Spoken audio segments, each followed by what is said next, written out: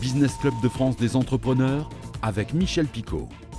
Bienvenue dans le Business Club de France des entrepreneurs, le magazine qui fait bouger notre pays et nos territoires grâce à vous, entrepreneurs. Tout de suite, l'actualité. La France produit les 3/4 de la production mondiale de lin, mais cette plante doit trop souvent parcourir des milliers de kilomètres pour être transformée en fil.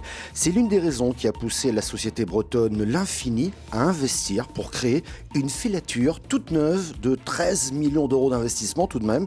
Cette nouvelle filature de lin devrait démarrer courant 2025. 140 tonnes de fil devraient sortir de cette usine dès la première année. Les 80 ans du télégramme, et arrêtons-nous un instant avant de vous présenter le groupe. Aujourd'hui, sur l'aventure radiophonique du quotidien, c'était dans les années 80, un sujet de la chaîne bretonne TBO.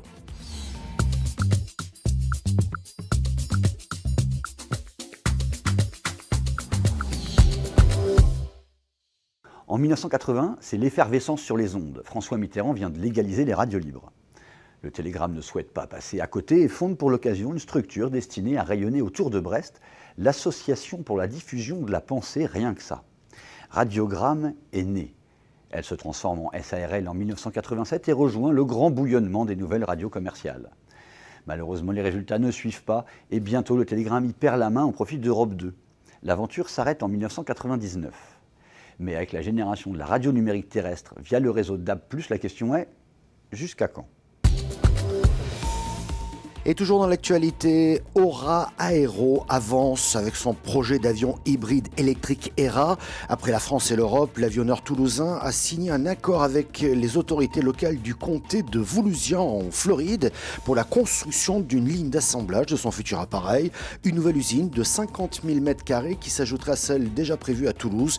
Elle devrait être opérationnelle fin 2028 avec 1 millier d'emplois à la clé et une capacité de production de 100 avions par an.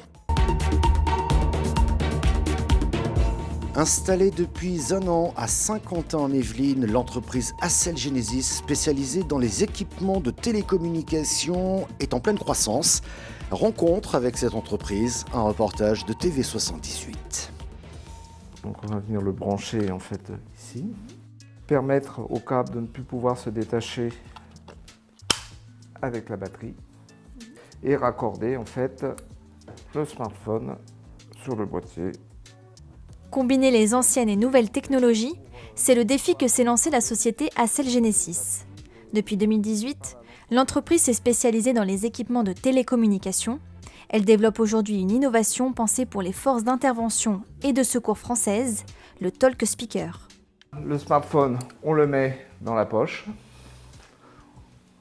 et on a possibilité donc de communiquer en appuyant dessus. Cette idée a germé au moment des attentats du Bataclan en 2015. L'objectif était de développer une innovation qui combine les technologies 4G et la radio, pour que les forces de l'ordre puissent communiquer avec un seul et même réseau lors des interventions. Chose qui n'existait pas jusqu'à aujourd'hui. La grosse innovation en fait qu'on a mis en plus, c'est permettre d'avoir sur une même poire, de pouvoir communiquer à la fois sur les anciens médias, donc les anciens talkie-walkie, et le smartphone, et relier ces deux mondes quand on est en intervention. Donc ça a été d'une importance capitale, parce que la communication pour ces gens-là, s'ils n'en ont plus, c'est leur vie qui est en danger. Pour pouvoir concevoir, développer et créer leurs produits, la société a eu besoin d'aide. Ce soutien, Accel Genesis l'a notamment trouvé auprès du programme France 2030 en remportant un appel à projet, mais aussi lors du Sky Business Day, la convention d'affaires organisée chaque année par Saint-Quentin en Yvelines. La conclusion, ça a été de connaître d'autres acteurs locaux qui pouvaient nous aider à développer notre production. C'est-à-dire qu'on a trouvé qu'on avait des voisins juste à côté de nous qui pouvaient nous aider à développer nos composants. Aujourd'hui, Accel Genesis travaille avec des entreprises comme Thales et Airbus. L'entreprise espère pouvoir distribuer son innovation d'ici 2025.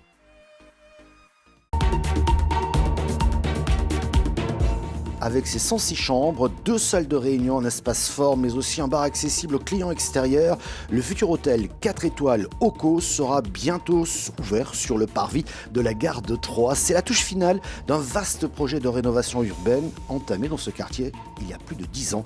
Un reportage de Canal 30. est sur une chambre qui fait environ 18 mètres carrés. Le but, c'est que le client se sente comme à la maison pendant son séjour. Vous êtes ici dans une chambre témoin du futur hôtel Oco, situé sur le parvis de la gare de Troyes. Le reste du bâtiment, lui, est encore en chantier.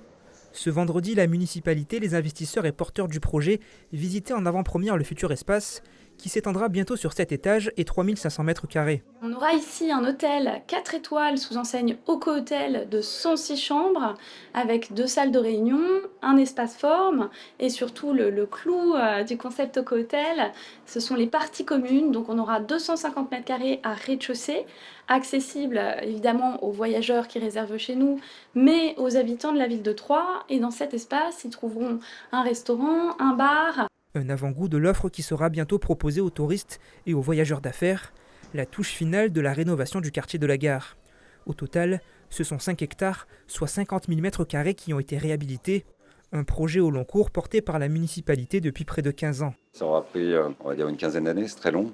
Je crois comme tous les Troyens en notre ville, je crois en sa capacité d'attractivité. Je suis très satisfait de voir la démographie qui monte, l'évolution de la population étudiante. Désormais, aujourd'hui, on a une gare refaite, des espaces publics rénovés, une qualité esthétique qui correspond à l'image qu'on veut donner de la première rencontre avec la ville de Troyes quand on sort du train, et puis des investisseurs qui proposent ici une résidence pour personnes âgées valides, juste à côté une résidence pour étudiants, maintenant un hôtel. Un projet de réhabilitation urbain qui s'inscrit dans le programme national Action Cœur de Ville. Troyes a pu compter sur l'aide de l'État, mais il a aussi fallu convaincre les investisseurs du dynamisme et du potentiel touristique de la ville. Parmi eux, Vinci, le groupe Oco ou la Banque des Territoires. La Banque des Territoires agit en tant que co-investisseur aux côtés de partenaires privés pour permettre à ce projet de se monter ici en quartier de gare de la ville de Troyes. On est ici dans une ville certes de taille moyenne, mais une ville d'art et d'histoire qui a un vrai potentiel touristique, une ville qui est extrêmement dynamique également d'un point de vue économique. Il y a ici des grandes entreprises qui sont implantées, d'autres qui annoncent leur implantation. On est absolument certain du potentiel. L'hôtel 4 étoiles Oco sera livré en 2025. Intégré au groupe Cooperl depuis 7 ans, les usines de Madrange fêtent leurs 100 ans. 100 ans déjà qu'est né ce fameux jambon de Chamberet en Corrèze. Madrange fête ses 100 ans, un reportage de 7 à Limoges. La coopérative a à peu près 8000 salariés et 3 milliards de chiffre d'affaires.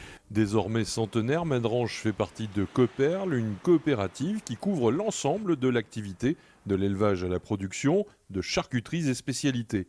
Il y a 100 ans, c'est un charcutier de Chamberet en Corrèze qui lance l'aventure du jambon blanc. On a aujourd'hui une vingtaine de sites de salaison, dont 2 sites qui sont situés à Fétia et La Valloine, où on produit des jambons cuits, les jambons cuits à la marque Madrange, et des pâtés, des mousses, aussi à la marque Madrange, sur le site de La Valloine. Sur le site de Fétia, on a 350 permanents complémentés par 50 prestataires de désossage et de nettoyage, et quelques intérimaires. Et sur le site de La Valloine, c'est 150 personnes et une cinquantaine d'intérimaires.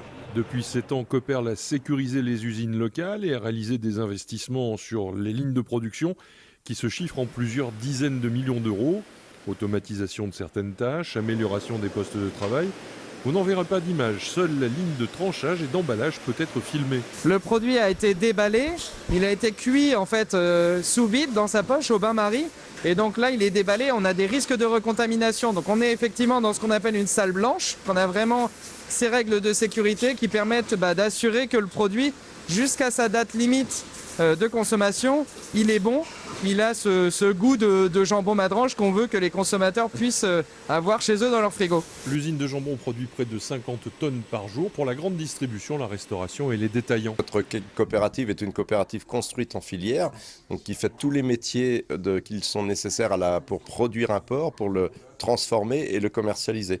Donc on a une traçabilité parfaite et qui permet de faire une relation de la production jusqu'à l'assiette. La gamme Madrange s'est élargie, mais ces nouvelles productions sont localisées en Bretagne. Suite au rachat de Madrange par la coopérative Cooperl, eh bien, on a pu ajouter d'autres savoir-faire, savoir-faire boucher, donc des produits fabriqués en Bretagne et qui ont la même garantie de goût et de traçabilité que leurs confrères jambon et moussets terrine.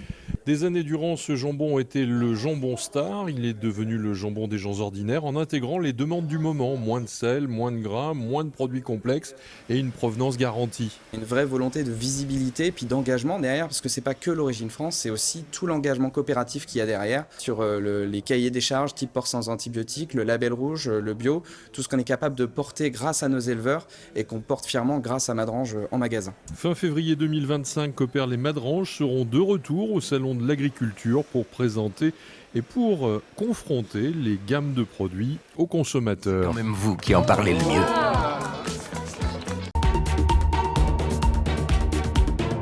Pour finir, revenons donc sur les 80 ans du groupe Telegram. Quelques chiffres pour rappeler ce qu'est devenu ce groupe aujourd'hui, un sujet de TBO.